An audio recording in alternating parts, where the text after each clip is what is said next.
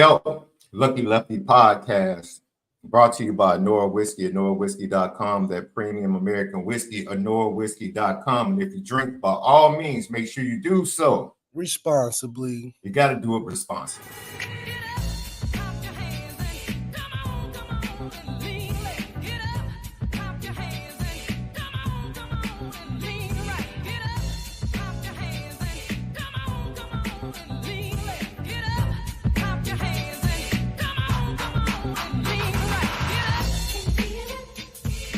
Hope you have a good feeling this Friday morning.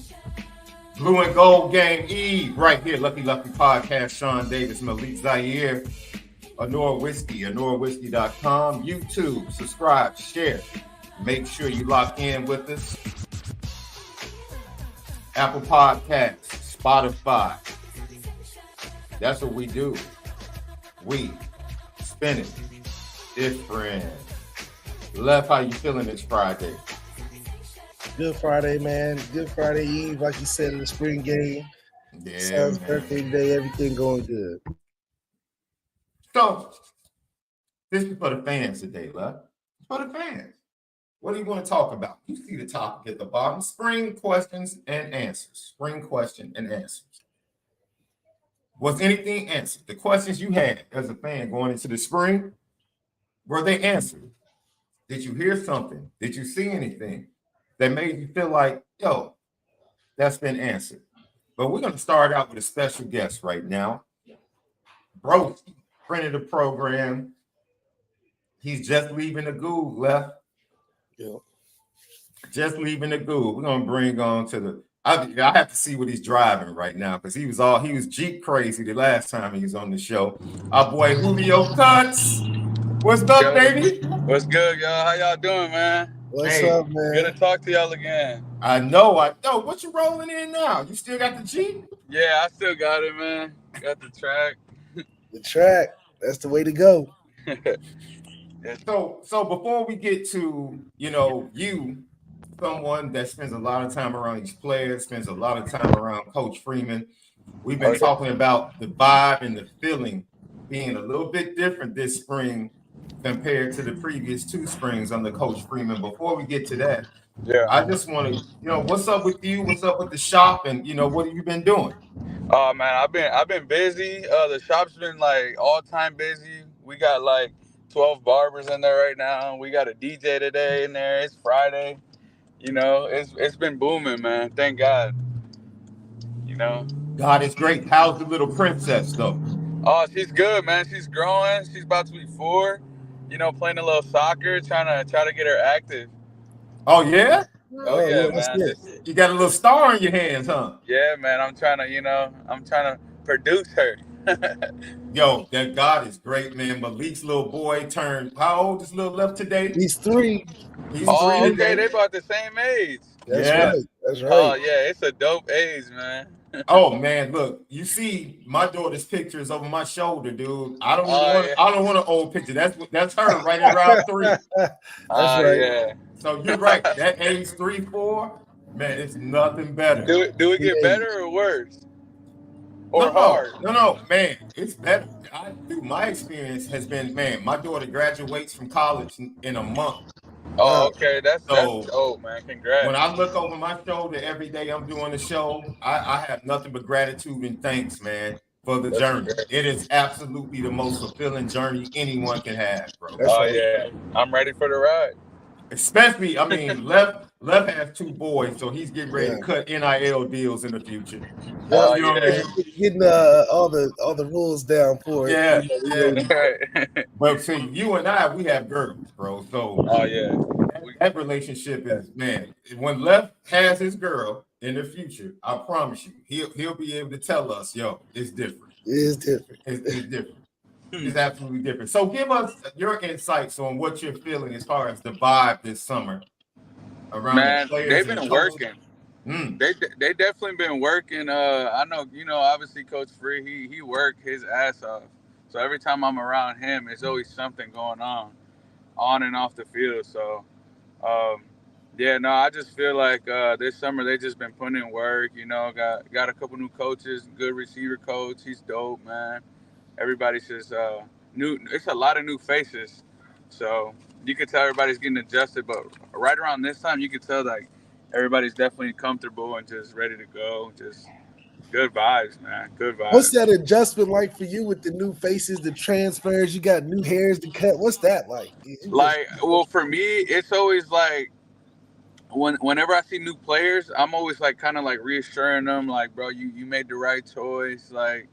Just this is a good program. I kind of tell them my background with like players who I've cut and what I've had to hear them go through, the same thing that they go through now, like missing the fam and where's there to eat? Oh, I thought it was some parties, stuff like that, like questions that they're young kids. So for me, my job is to, obviously cut them and like, but definitely reassure them, man, make sure they're good. And that's what it is. You definitely, the barber is the number one resource for all information about where to literally. I mean, literally. Great almanac. Even like coaches too. Coaches like, hey, bro, like, what are some good food spots? Or, do you got any landscapers? Do you got any like anybody that does this and that? And I'm just like, yeah, bro, like, I hook them up and stuff. But it's a good vibe, man. It's a good vibe all around. So what is the go-to cut for the team now? Because things change, right? Let me tell you, man. I was in the chair. Left, I told you a story. I was in the chair about 3 or 4 months ago. No, yeah. I was watching my brother get his hair cut, and one of the barbers walked over to the chair while he was getting the cut and was like, "Oh man, yeah, I see you gave him that double line," and I was like, "Double line?" I'm like, "Wait a minute." That's a term I've never heard. And it's like, it always seems like what you do is always evolving. Like things are always changing, whether it's integrating something from the past to give it a new way of or a new look, or just really updating what already exists. What's the go-to with the guys you've been cutting in a new face? 2015, we had the mohawks. That was everybody was doing the mohawks. Right. Oh yeah. Nah, right now, the go-to is like a lot of players want to grow out their hair and get the twists and do all that. So it's just a quick lineup and tapers for me. But one thing I have noticed is, man, I'm telling you, man, all the white boys on the team now getting fades, man. They getting right. Ain't no secret now. Right there. It was some players last night because we were in the facility last night cutting some of the players in. And this dude, man, this white boy, he looked at the other guy and was like, I want what he got, that fade. And then we were just like, yeah, let's go. Like, he never tried a ball fade before, a nice little fade. So he tried it and he loved it. So what's up with what's the vibes you're getting as far as the recruiting classes and the recruits coming in, the 24 guys that have not yet reported that are coming back to campus, and then the 25 guys that have committed? I know you've gotten a chance to cut a couple of them and talk to a couple of those guys. What's the vibe with those youngsters? It's just all like good vibes, man. Like they love Coach Freeman. Like simple, simple. It all starts with Coach Free. Like you could just tell that they're locked in for sure, and they're just ready to go, ready to get to work. And these new guys that are just not coming in, they've been adjusting pretty well from what I've seen. They've been definitely like, they just want to play, but they got to deal with school too. And that's probably something that's, it's hard for anybody to adjust to, but they're getting it. You can tell. Man, you are some of everything. I'm sure you're a therapist at times, you're a counselor at times. No, for sure. So, and on top of being a team barber. So what do you get more conversations about school or the football side of Notre Dame? Honestly, man, that's a tough one because I really try not to really even talk about neither, but it just kind of naturally comes out. Yeah. But I really don't, it's their time to distress. So it's like, we're talking about life, like, how's your girl, or, what you doing after practice, and, a lot of the times they're trying to rest as much as they can. So they just want to distress themselves, man, after football and school, So by getting a haircut is number one on their list. So what's the biggest? Give me a story about a fan girl or a fanboy experience at the shop where somebody saw one of the players walk in and they just went crazy. Because remember, I'm sitting there, we're talking, I'm getting a cut. This is like 2 years ago. I'm getting a cut in the shop, and Blake walks in for his appointment, right? Yeah. And I can see Blake recognizes me. So all of a sudden it's like, yo, I just act natural, bro. Like because we were kicking it at that point, just having a real, genuine conversation. Oh yeah. Give me an example of people like you have to like mediate people fanning out. So I mean, Coach Freeman comes to the shop every now and then, which is so dope because he loves to come to the shop and kind of get away from, the Goog area and stuff. But we done had definitely some fans that are like, oh crap, like that's Coach Freeman. Or one time we had Sam Hartman in there and another kid was getting a haircut. He had to look twice at him like, that's Sam Hartman right next to me getting a haircut. So you could, like, one time this kid was like, bro, you're Sam Hartman?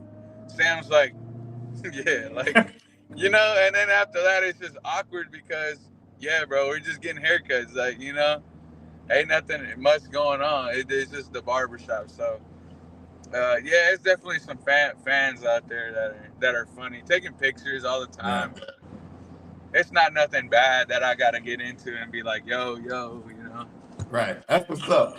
Once again, I got Julio Cuss joins us right here, Lefty Podcast, giving us a few minutes. He just left the Goog, getting everybody ready for the blue and gold game, and now he heads back to the shop. And I think one of the things we talk about left all the time is brotherhood, right? We always talk about the brotherhood amongst Notre Dame players is totally different. Are you preparing to do some people or we're not to go to the draft and get somebody ready for the draft? Not necessarily. I mean, possibly. I know like this whole last week I've been getting people ready for their interviews for certain teams. Like Maris, Javante, they all been coming in. Cam's been coming in. Like they all just getting ready to. They'll just call, like, "Hey, bro, like the Commanders call out tomorrow. I need a quick lineup." So that's been going on a lot lately, and yeah, I mean, I'm always down for whatever. I know a lot of NFL guys are in town right now too, and I gotta cut a couple of them tonight. So it's been all over the place, man. When's the last time you made a trip? Because I know you always make a trip up to Chicago to check out your boy Christopher Morrell for the Cubs that played down there in South Bend. You always EQ, you're getting him right. Yeah, man. So a lot of those guys, like, I mean, Claypool ain't in Chicago no more. EQ just got signed to the Saints. Right. I still keep in touch with some of the Bears guys and the Cubs guys that lately, like, I don't know if you keep up with the Cubs that much, but like, I don't know, like Jordan Wicks, like the pitchers, like those are all South Bend Cubs guys. So, like, it's just I honestly haven't really made it a thing to call them yet and be like, bro, like I'm down to drive over there and cut you guys, and it's just not something that that's been like I've been in a rush to do, but I would love to, man. Like, I still keep in touch with all those Cubs guys, man. That's another connection that I haven't maximized yet, and I really don't really have time for it. Yeah. Yeah, what's that schedule like, considering that you kind of taking some on calls or taking some appointments? How busy has it, or what's it been like managing the schedule? So I go through this app at the shop. So like today I got haircuts from 12 to 7. And my Friday's been booked for a week already. Like, people don't play. And this is a Friday thing. Thursdays, Wednesdays, Tuesdays, like those are kind of slower days, but I'm still try to keep myself busy as much as I can. And still do the Notre Dame people, and the Notre Dame players and stuff. But I try to definitely favorite right now on the schedule, favorite number one client. Because everybody got a favorite. Man, I mean, I cut Freeman so much that's my favorite client, man. Yeah, I can see that. Like, so he gets touch ups. Huh? What's his favorite? He's like, give me the usual, or what does he usually go with? Yeah, he goes with like a mid ball fade. I trim everything down. make sure the top is right, the beard. But yeah, whenever he's got a quick something, you know, I just gotta touch it up, man. How many cuts did it take before you was like, okay, I'm good? Like, because I know you got to be nervous cutting the head man at Notre Dame. Yeah, no, it probably took at least a year to kind of get comfortable with the clippers, and then kind of tell myself like, all right, I could cut anybody's hair. I don't care who it is. And it felt nice to That reassure first one had myself. to make you nervous then, huh? Oh yeah, those first clients were. It was a test. You know, it was like, let me just see what I could do, and please trust me. Yo, have you been cutting? See, a lot of people don't recognize this. See, my wife, she has her own barber because the left side of her head is shaved. Yeah. And then she has the right side. So are some of the girls, female athletes around campus, have they been coming to you to get hooked up as well? Nah, not the athletes. We definitely get some girls, but it's not too many of those. But nah, not the athletes. I wish, shoot. I wish So they could come in for something. Last year I saw you Blue and Gold weekend, and we were talking about the Tank Garcia fight. Ooh, and then after the game, and this year it's Devin Haney Garcia after the Blue and Gold game. It's crazy. Like, once again, it's a big fight after the game. Who do you have in that matchup? Oh man, I think Garcia got so much going on. I would love for him to bounce back, man, and just, you know, really. I gotta go with Haney, man. I gotta go with Haney. Okay, that's an interesting pick. Okay, I don't know how much Brian Garcia is taking this serious either, though. So that's got me a little concerned about betting on anything. I don't know. He got so much love. Let me tell you something. There was so much attention paid to Sam Hartman's hair last year. That got so much love off of that. Like, his lineups, the way it flowed, it seemed like every game they focused on this man's hair and what it was looking like. I think he might have gotten more love for Sam Hartman's hair than he got for Coach Freeman's hair last season.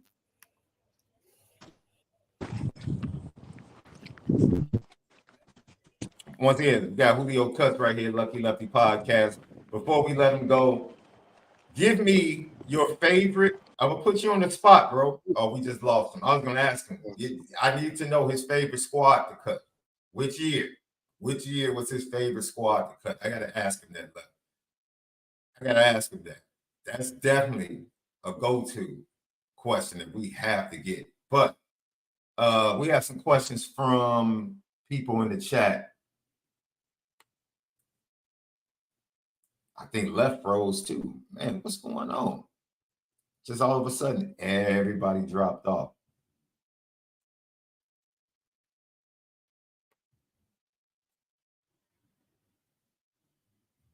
Yeah, I mean, Left is gonna have to come back in.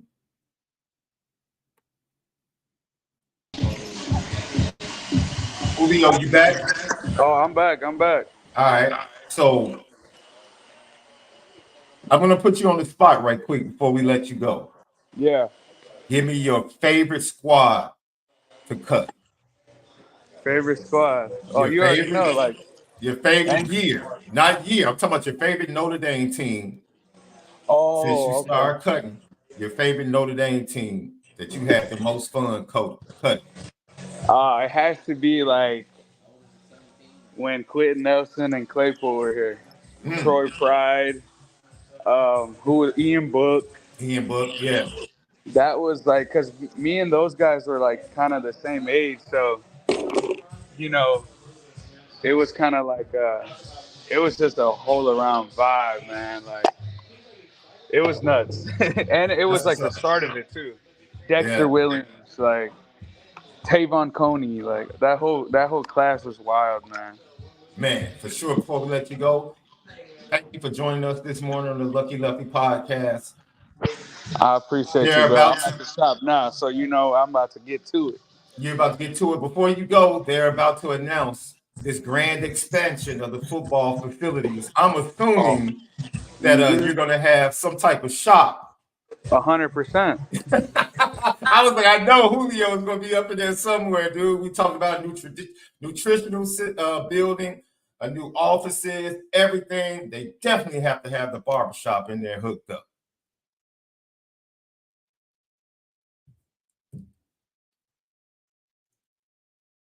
But you heard it here first, man. Julio, we lost him again. He's at the shop. I'm gonna let him go and get started on his business day.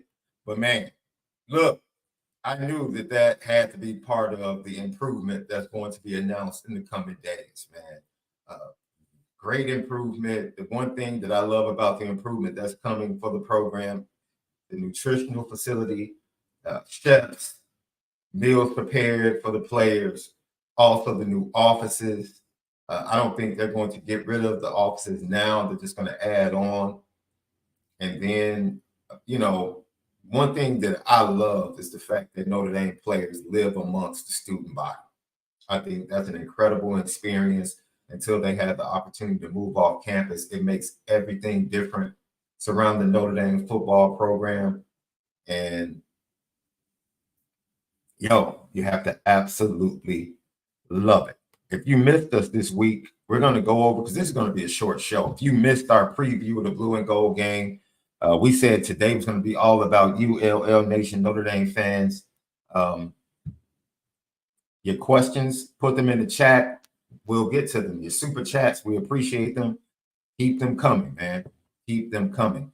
Connor Nepper says, have you seen the renderings yet? No, I have not. I have not. And what I've been told, I have been told that they're going to use the land that they have. I think there are some tennis courts and some other things that are right behind the Google. That land is going to be used, if I'm not mistaken. And there were some rumblings that they're going to go underneath, possibly. I don't know if that's a rumor. I don't know how true it is. But it's, they're going to possibly use some of the parking at ground level and then create parking underneath, which actually would be pretty dope. And there might be a parking structure going up so that they can utilize some of the areas where you have parking now surrounding the stadium and even around the campus. So we'll see. We all have to wait. There have been rumblings out there for like the past year. And I don't know if they're going to announce it in connection with this weekend with all the former greats coming back and things of that nature. But those are just like some little tidbits of things that I've heard flowing downhill that could be coming. I think it's always a land issue with Notre Dame. And I think that is what has taken so long, is trying to figure out the logistics of it, because they just don't have a lot of land without going outside of the campus. And I don't think they wanted everything athletically to be outside of the campus. They wanted to keep everything kind of right there with the practice facility, the Google, and have everything kind of connected for the athletes, rather than the athletes having to go a great distance like it is at schools like MALIK is telling me, the travel from the Florida athletic facility, to like the campus and the classes, it was like totally different than Notre Dame, with everything being right there. So I think that's something logistically that kind of was a challenge to what desires they had for improvements. And that probably led to it taking a little bit longer. But I think now we're hearing now that they're ready to go ahead and announce it. And we should have a rendering coming up soon. It should be pretty dope. I'm excited about that for the program, for the fans as well. John Massey with the get to the bag question. How about the Bulls? See Drummond with another sack and ran over and hurt Caruso and 4 left. Should LA have lost on purpose to get OKC? Left won't tell the truth. He didn't want any parts of the Denver Nuggets. Yeah, I'm sure he'll be back. He's doing some things with Lil Left on his birthday. But absolutely. It would have been a smart move, but I don't think it would have been a move that was respected, right? Because how do you lose on purpose and then come back and try to beat what ended up being the Sacramento Kings, at home on a Friday night? trying to make sure that you get into the playoffs, and anything can happen. A twisted ankle to LeBron, back spasms for Anthony Davis, and the next thing you know, you're home for the summer. So I applaud them for taking care of business. And now we get to watch. I think Zion's out from what I've read. Unfortunately, 3 minutes left in the game, and he tweaks his hamstring after having a monster game and bringing the Pelicans back to tie the game with 3 minutes left in the fourth quarter. That's, I just really hate that for that kid. Hate that for that kid. And now not having the opportunity to solidify a playoff spot tonight for his team, and having the pain of just sitting there and watching anguish, that he can't affect the outcome of the season for his team. That's awful. That's absolutely awful. I really don't think, that whole Jenny Craig thing with Zion, people need to stop that. And Zion's body type is his body type. Zion is not about to drop a lot of weight, man. He's never, you go back to his high school days, he's a big kid, man. So that whole Jenny Craig thing is overrated, dude. It's just absolutely overrated. It's overrated. And I think people are overlooking as many games as he's missed. How many games has Brandon Ingram missed in the last 2 years? Go check it out. No one says anything negative about Brandon Ingram. He's missed just as many games or close to it as Zion. Nobody's making, you need to eat jokes. He's a very slender kid that has the same injury problems. Nobody's cracking jokes on him. Derrick Rose had the same issue. He was very much in shape and couldn't just, the injury bug just caught him. So that whole weight loss thing with Zion, it's over. It's just overstated. It's low-hanging fruit. Low-hanging fruit. People get hurt. Big bone people, little bone people. Doesn't make a difference, man. That's life. It's sports. He just happens to be an unfortunate dude. And unfortunately, last year, when he got hurt last year, guess what? He got hurt when Brandon Ingram was hurt, and he had to carry the weight of that team. Guess what happened in the second half of the season? Brandon Ingram was hurt and out and literally just came back, and it's been Zion Williamson carrying the weight for the team. His path has been kind of sideswiped by Brandon Ingram's inability to stay on the court and him having to carry the weight that he's had to carry. Some people's bodies can hold up to it, some can't. It's just unfortunate.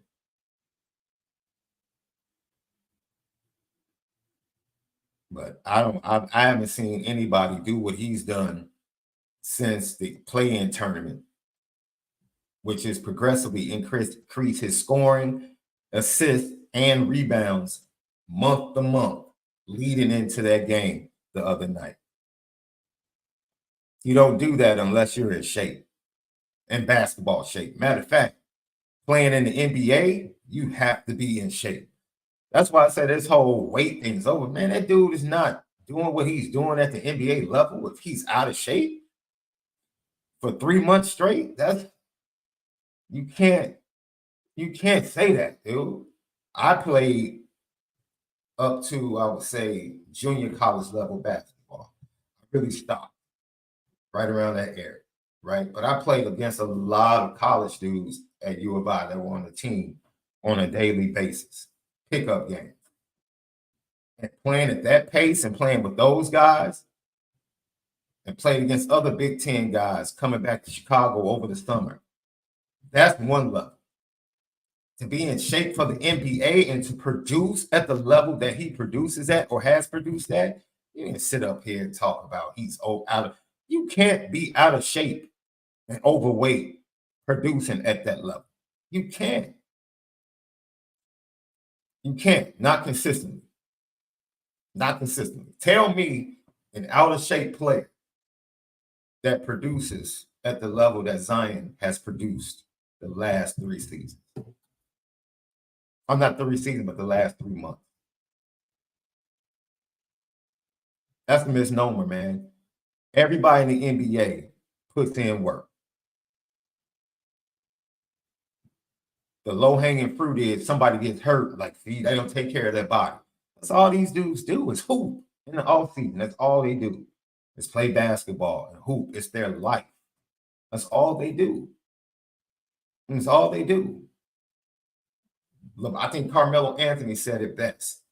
We were committed to our bodies, but LeBron had a whole nother level of commitment that has allowed him to do what he's done. Right? So it's not that guys that get injured in the NBA, like a Zion Williamson or like a Brandon Ingram, like people say, oh, they're not committed to their bodies. They are, man. Now, are they over the top committed? Like the guys that don't end up into, perfect example. People, yes, Carmelo Anthony was talking about it on his podcast, question mark.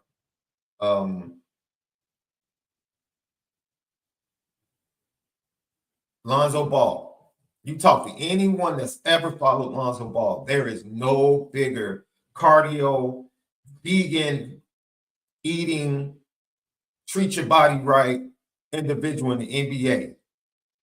No one was on the path to making sure that he would be healthy more than Lonzo Ball. And this is going back to high school. He was locked in. And the dude has gotten injury after injury after injury after injury. And he did everything right. Man, that's just life, man. That's just life. It's just life. And the stars have aligned along with the work and commitment with a guy like LeBron James. And you see he's been able to do what he's done for the length of time that he's been able to do it. But to say someone like Carmelo Anthony, who's a contemporary, whose body seemed to give way a little bit and he had injuries, to say he didn't work would just be false. It would just be false. And his body type was totally different than Bron. Bron was cut and chiseled in high school. Carmelo was always, I don't know, I wouldn't call him pudgy, but his body type was just totally different than Bron's. But all you saw, people will tell you, Carmelo is a dude that goes to the gym every day.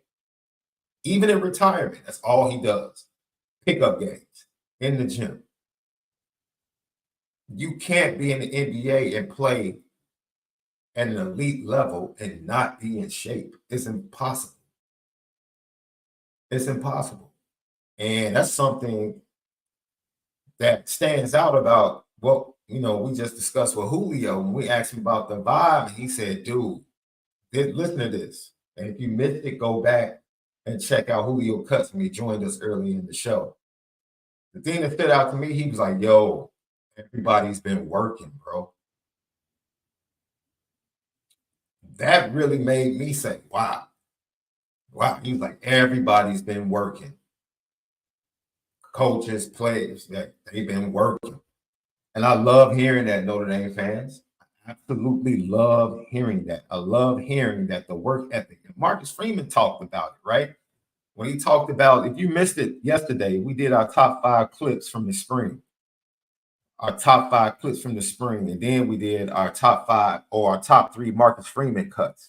If you missed it yesterday, check out yesterday's show. Not yesterday, but we were on last evening around 6.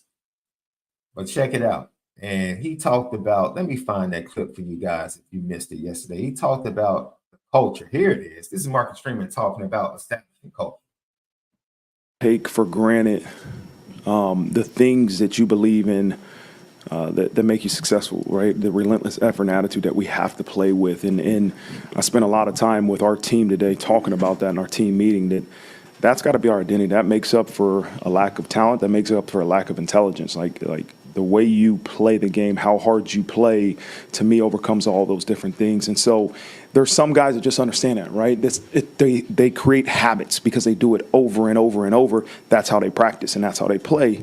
It's other guys that are new that you got to continue to make that choice every play to play with that relentless effort and attitude that's going to help us be successful. And so I don't want to take that for granted. Like, that's our culture. Our guys just play hard. No, we're gonna make sure that it's impounded in their brains and it becomes habits that they play that hard. And so when you have guys that exemplify that and guys that hold each other accountable, like some of our older guys, yeah, it does free up some coaches to maybe coach on some other things, right? We're not just coaching effort, right? And you don't let a lack of effort, not be addressed, but you're not spending time just coaching effort. And that, to me, is now you're able to coach other specific other specific things as you brought up. But I just don't want to take those things for granted, man. I think it's our job to never overlook that. Like, just continue to preach relentless effort and attitude every single day and demand it.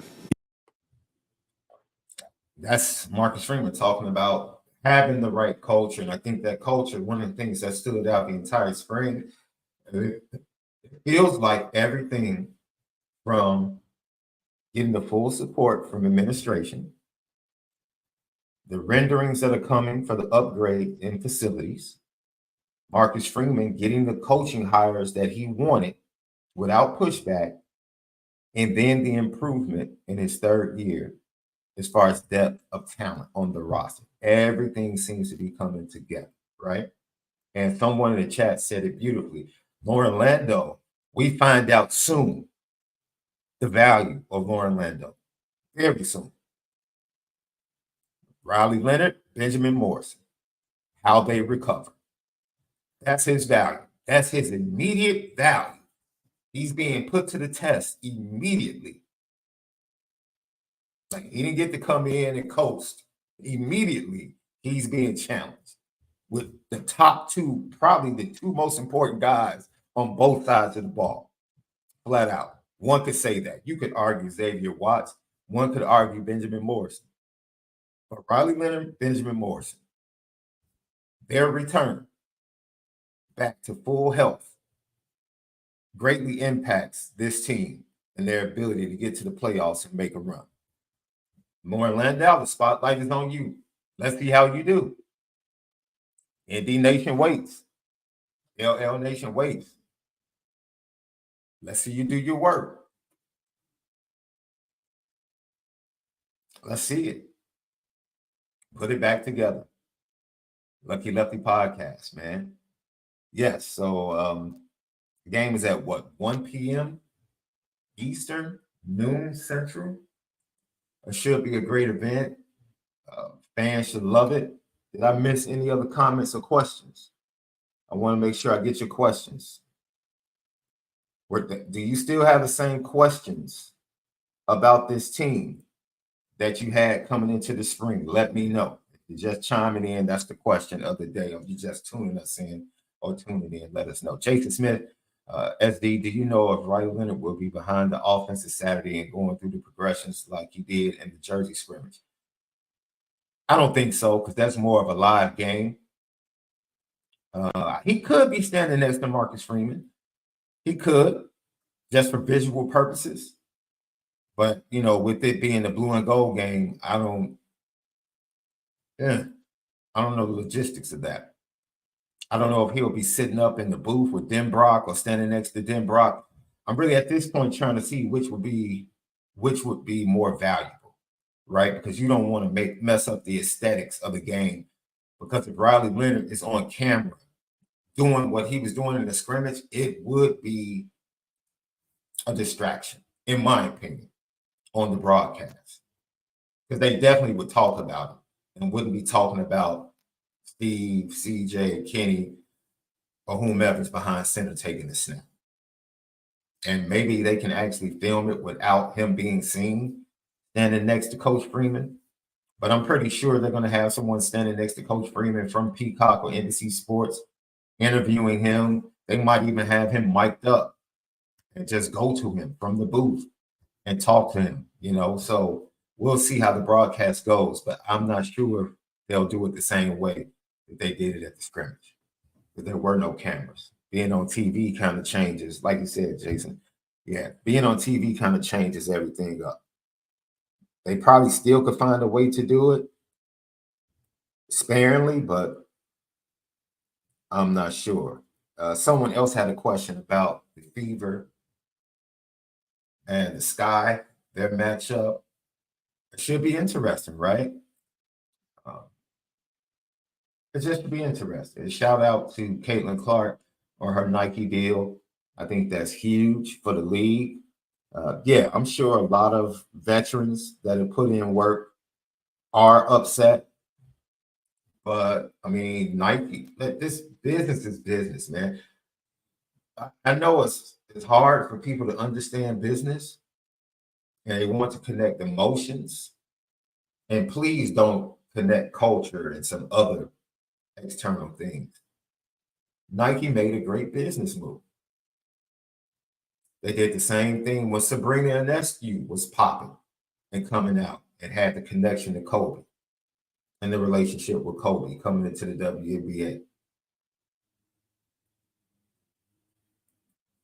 You know, like you ride the wave if you're Nike. Caitlin Clark is the wave. There was no other big wave coming out of the WNBA. Some really good players, but no overall cultural big wave like Caitlin Clark. I think her jersey, if I'm not mistaken, she broke the record for sellout of a jersey as far as WNBA or NBA players, if I'm not mistaken. You know, and she's definitely brought the casual fan to the WNBA, which is huge. And she's doing it in a small market, which is even better. You didn't have to go to LA, Chicago, or New York to do it. And I think overall that's a good thing. That's a really good thing for the league as they continue to grow. And all that other talk about the CBA and salaries and stuff, that takes care of itself. I told somebody the other day, you realize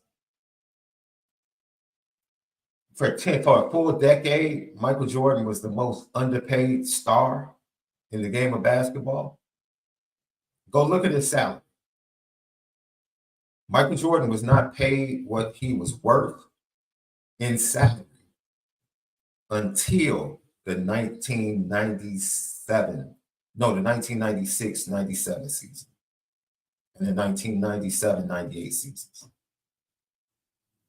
Up until then, I think his average salary was somewhere around 2.8 million or something like that. And this is the biggest star in the game. Remember, he became the biggest star globally in 1992. And we're talking about 5 more seasons before he's actually paid his worth in salary in the NBA. It takes time, man. It takes time.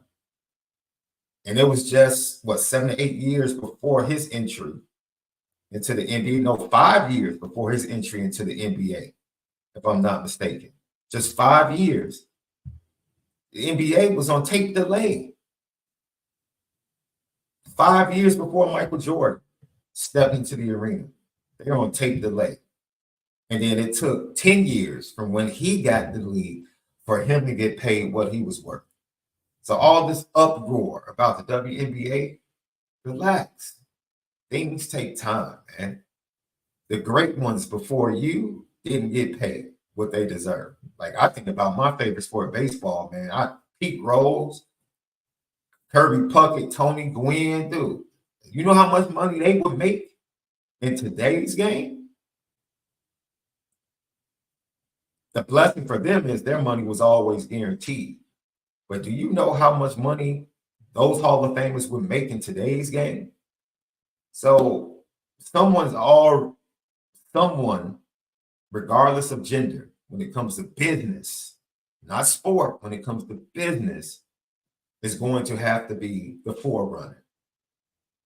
Someone has to be the forerunner to knock the door down. And Caitlin Clark, 15 years from now, might be that individual that young girls can look back at when they enter into the WNBA and say, yo, my $1 million contract is because of her. It's the same way the great players of today in the NBA look back at Michael Jordan, look back at what Bird Magic did for the league and say, Thank you. Thank you for these guaranteed contracts. Thank you for these $500 million contracts that we're getting right now. It's because of your efforts. And you were truly worth that, but the business at that time did not dictate that that was your worth. And that's business, ladies and gentlemen. That's business, man. It's unfair at times. It really is.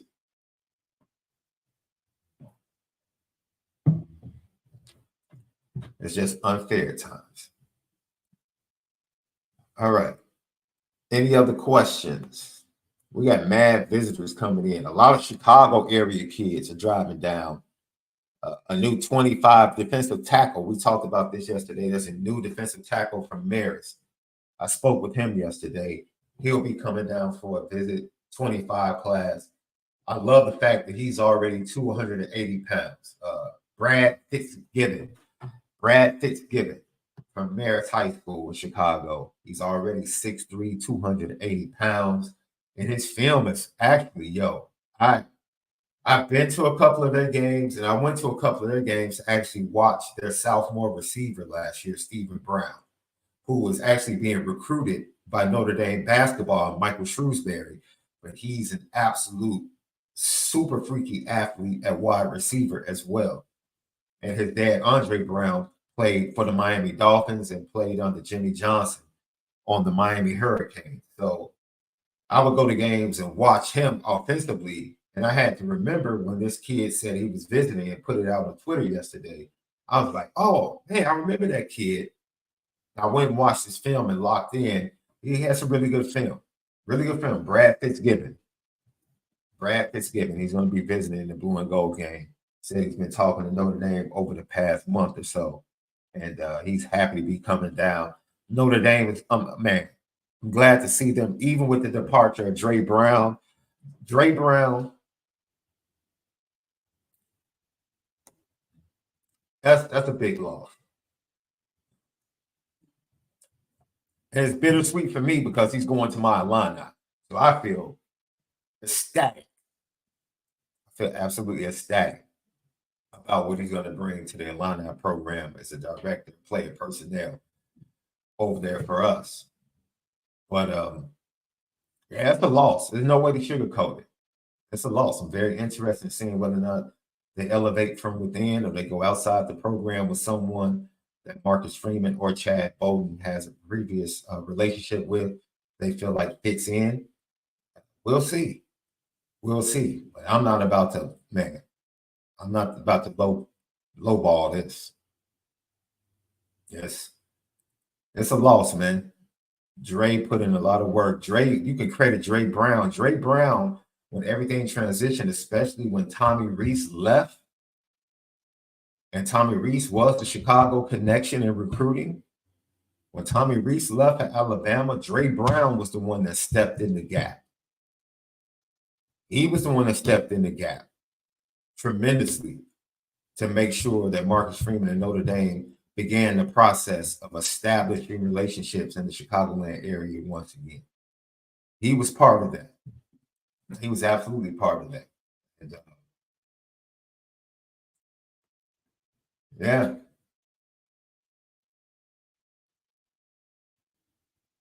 Yeah. So now they have two Notre Dame guys. Well, actually, Dre Brown is a U of I guy. He's an Illinois grad. He was an almost 1,000-yard rusher for the Fighting Illini, but he worked for Notre Dame. He's there, and I got Griffith, former defensive back at Notre Dame, is the director of recruiting. I think he's over the Chicago area and the Midwest, if I'm not mistaken.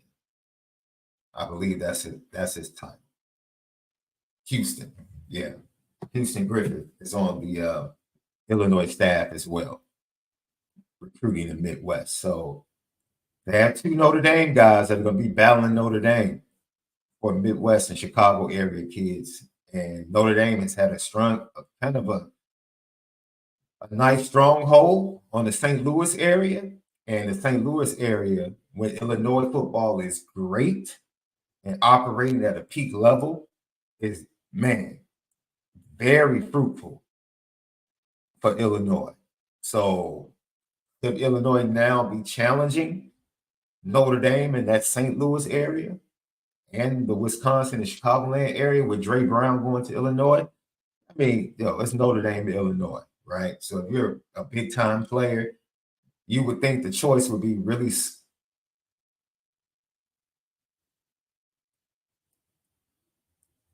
You would think Notre Dame would be an easy choice, but I mean, Dre Brown's going to be formidable. He knows what he's doing. And whatever they did at Notre Dame that has been successful, he has the template that he's taking with him now. So with Dre in Houston over there, see, Illinois doesn't have to get the top dot. The guys that Notre Dame don't want from Chicago are good enough to turn around the Illinois program. See, that's the blessing of making that move. Someone said it's a lateral move. It's not a lateral move. It's like, yo, that's purpose, man. As much as he worked for Notre Dame, he bleeds orange and blue. So to you, it's a lateral move. It may be a lateral move to us. But for him, that's like a dream move. Going back to the school that produced you and set everything up for you to be successful, that's a dream job for him. There's no other reason for him to leave Notre Dame other than it's Illinois. It's my alma mater. That's a dream. That's a dream. That's like if someone called me today and said, man, you want to come back and be the athletic director at Morgan Park High School? I would really have to consider that, man. Would you like to come back and be the head coach of the baseball team at Morgan Park High School? I would sit here and I would have to really consider that, man. That would be, man, a dream come true for you, boy. It really would be. You know, I never gave thought to doing anything like that. You know, but man, kudos to him and thank you to Dre Brown for all of the efforts and everything you gave to the Notre Dame football program, man. Eternal blessings and favor to you and all of your future endeavors for you and your family. And much success.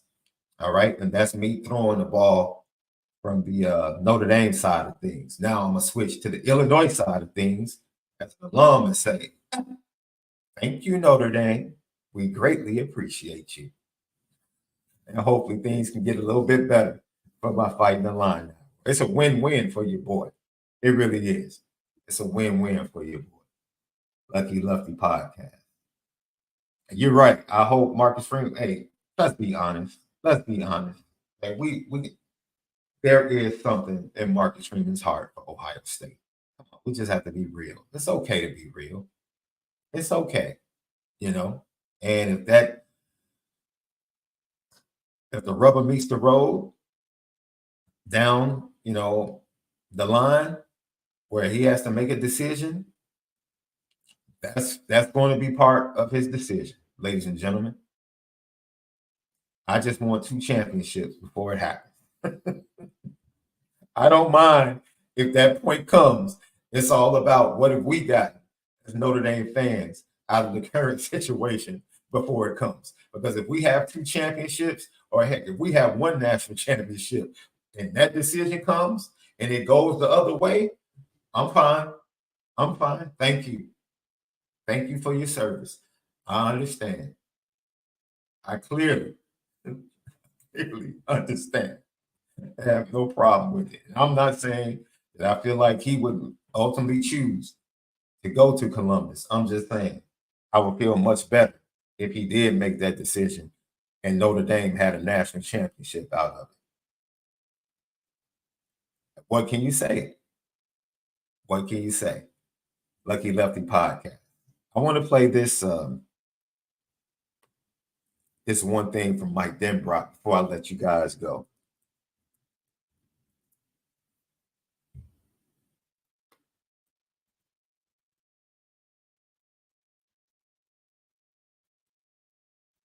This is Mike Denbrock talking about his offense. Check this out.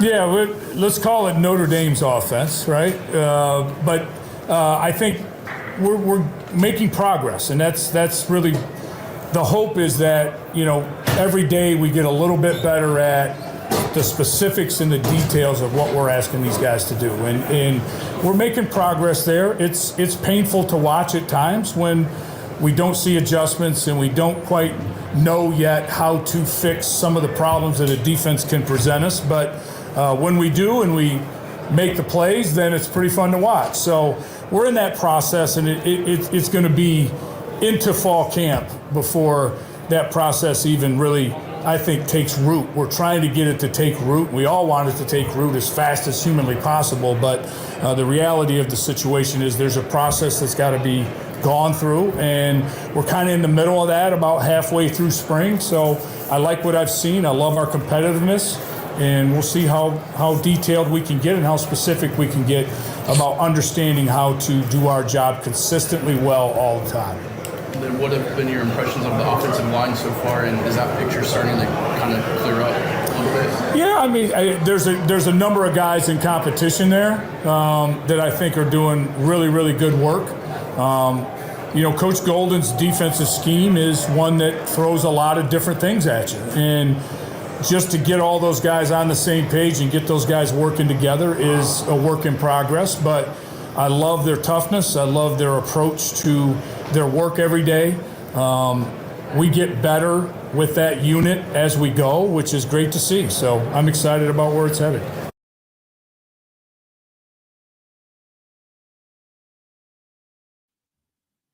I apologize for that technical difficulty real quick. I played that clip because it sets up as we get ready to get out of here, man. We appreciate you guys joining us for a quick hour today. Everyone's getting ready to head down to South Bend so we can be there for this weekend. Hopefully I get to see some of you guys out there. I played that clip because it signaled to me hearing Mike Denbrock say, when questioned about his offense, he said, "It's not my offense, this is the Notre Dame offense. This is the future. This is the culture change. This is not my offense I'm bringing. This is Notre Dame offense and how it's going to look moving forward. Things are changing." And so we go into the spring question and answers. I'm going to give you 3 questions going into the spring that I feel like have been answered. Coming to the spring, I felt like, based upon what I had heard and what had been spoken by the coaches, I felt like it was going to be, there would be a real competition at quarterback. I even felt like the opportunity to name someone the starter was there early in the spring. And when that was delayed, it could have been delayed because they could have been waiting for the spring to end. The vibe that I get now is that RL is the guy. RL is going to be the guy. Steve might have been given a small window of opportunity coming out of the Sun Bowl. He probably earned that right. He earned that right in workouts. He earned that right going into the spring. But just the vibe, and this is not me knowing anything, just the vibe that you get is that the future is about the 2 youngsters, Kenny Minchie and CJ Carr, and this season is about Riley Leonard, which stinks, which makes it even more frustrating that he once again during the spring has to get a cleanup procedure to help with healing on that surgically repaired ankle. It's just frustrating, man.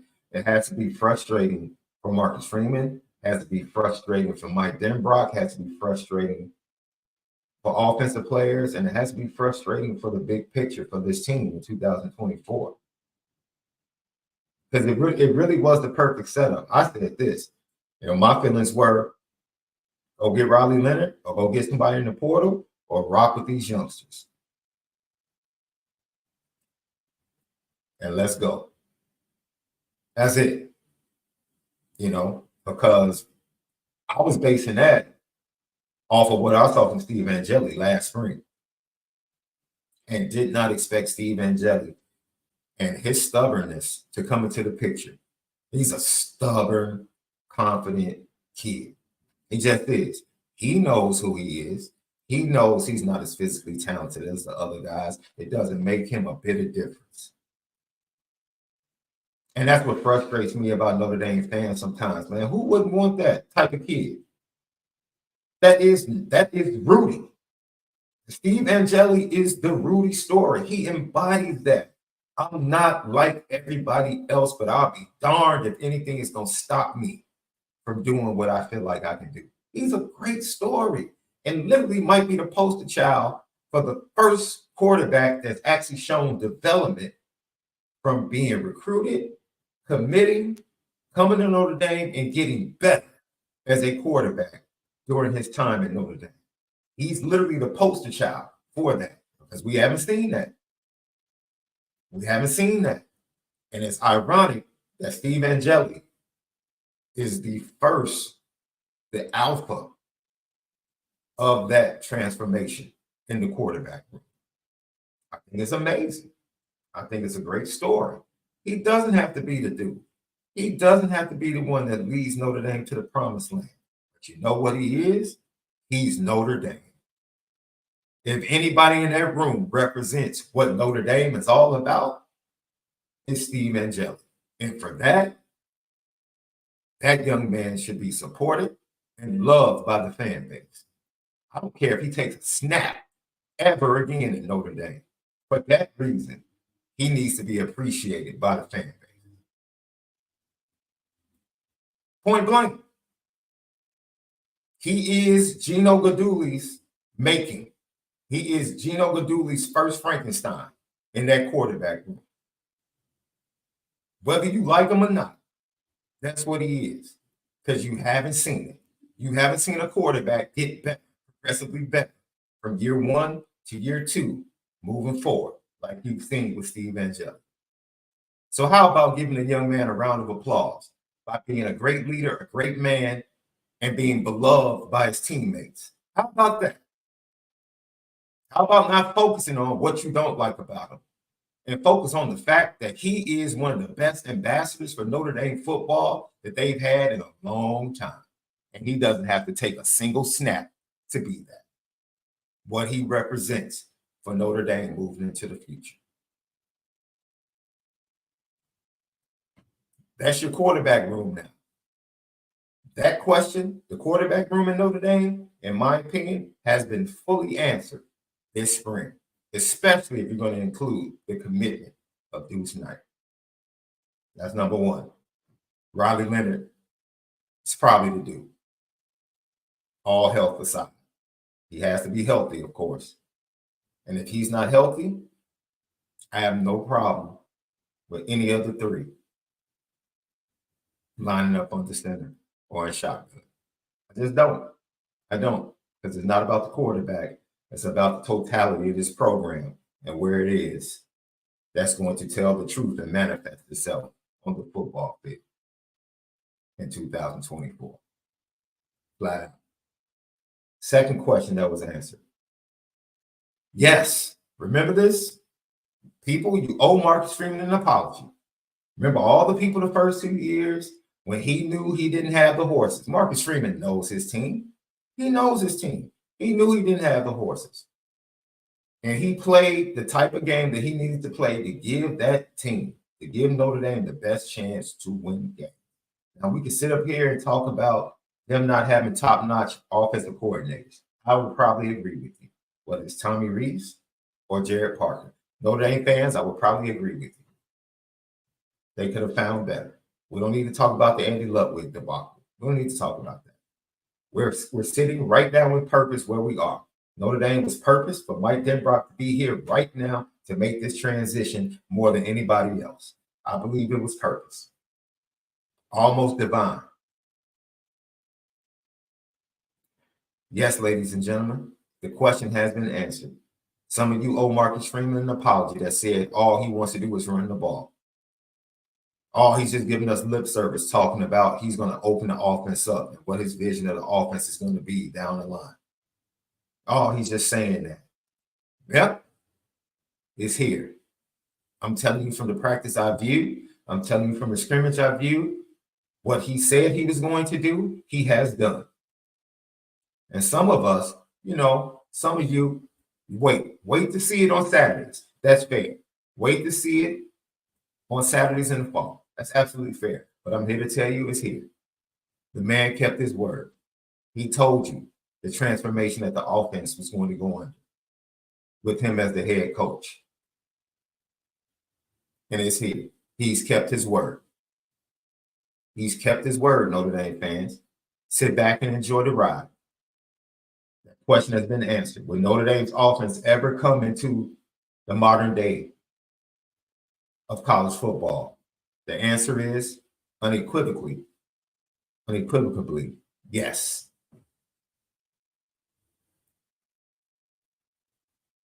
Yes. Yes.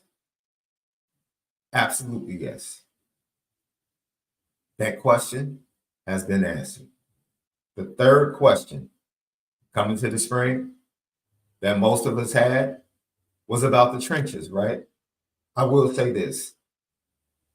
We're worried about sacks, who's going to rush off the edge. Let me tell you something. You saw the video they put up. Cam Williams once again speaking to Notre Dame players about the draft that took place. You heard what they said. What's the name that keeps popping up when it comes to not only RJ Oben coming in, Jordan Botelho being here? We always hear about the potential of Jordan Botelho. I know you guys are probably tired. I understand. Boubacar Traore. Both sides. We're like, yeah, Boubacar. Last scrimmage, we told you, he dominated the last 3 series of the scrimmage. Ladies and gentlemen, Boubacar Traore, could he be that guy that gets 5 to 7 sacks as a backup?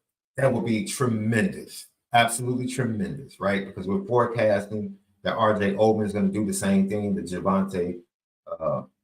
Jean-Baptiste did. Solid play, definitely against the run. Give us 5 sacks. 4 or 5 sacks. We're happy about that from Big N. Jordan Botelho, you need to step up. Josh Burnham, it's time to take that next step.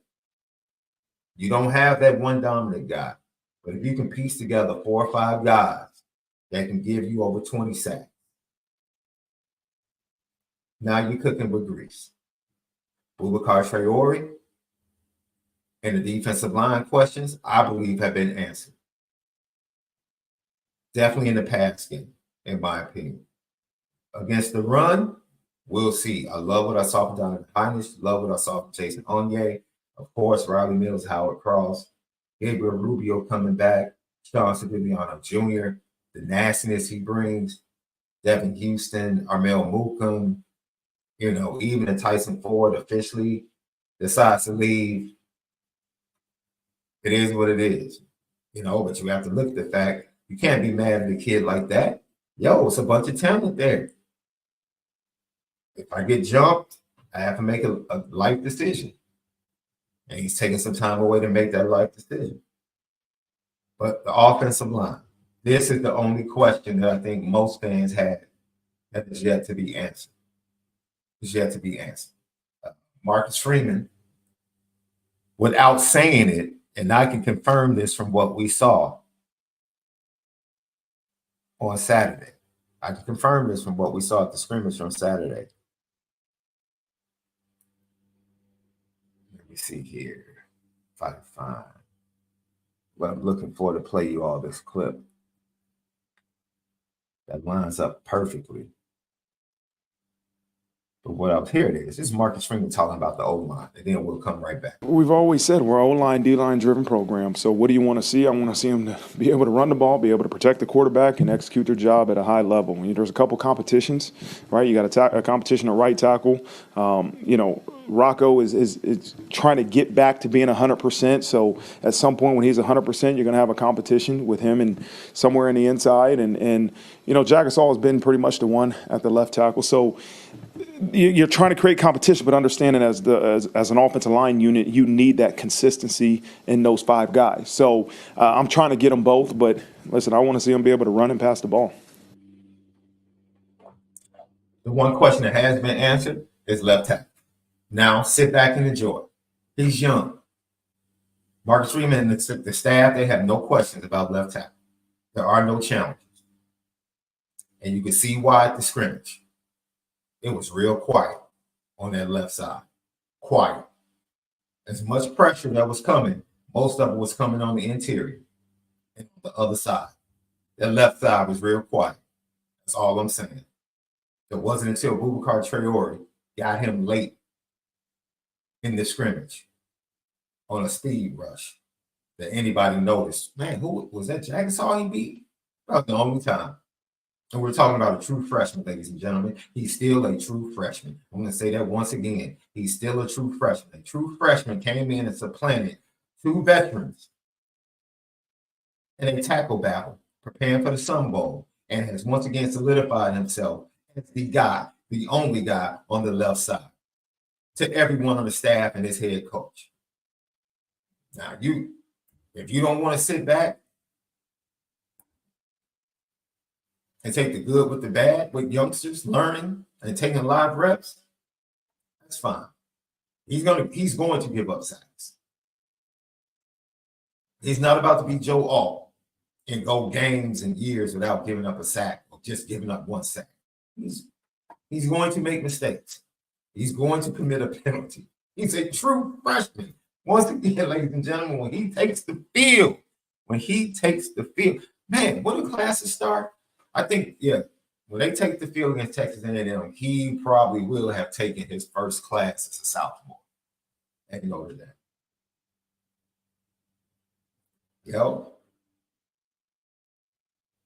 I think the questions are, you have a guy like Sullivan Absher, right? Do you stick him next to Charles Jackson? Does he get an opportunity to fight? Right? Pat Coogan, inconsistent. We know that, right? Billy Shroud coming along. Getting back. Ashton Craig is about his soft. Let me tell you something. Ashton Craig, once again, quiet. Very quiet. You know what, man? Ashton Craig might end up being the best center they've had in the last 6 seasons. And once again, you're talking about a kid, 3rd string, that walked in Death Valley against Clemson in the 4th quarter and acquitted himself very well. Very well. And acquitted himself so much that somebody said, you know what?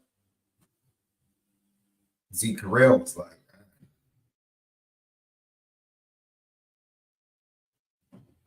let me get out of here. So as many questions as you might have, those questions on the D-line, I feel like they've been answered. The questions on the O-line, I understand why they're still there. I do. Young, inexperienced. But that left side, especially if they make the right decision, the left side of the offensive line has a chance to be dominant for a long time coming. And if you include the center position, which I think is very athletic, very solid, very tough, man, center to left tackle, strength. And heck, Billy Shroud at right guard. If he takes the next step, you're talking about a day 1, day 2 pick in the NFL draft. That's the type of talent he has. The right tackle situation, it bears watching. And it might end up being, who knows, unless Gertie Lambert comes in as a true freshman and seizes control and surprises everyone. Could it happen? Possibly, maybe. But you have options. I would much rather have options and give someone the opportunity to solidify themselves than to just be like, man, we have a guy, but we don't know, and we don't have anything else behind him. That's not the case. There are options, So,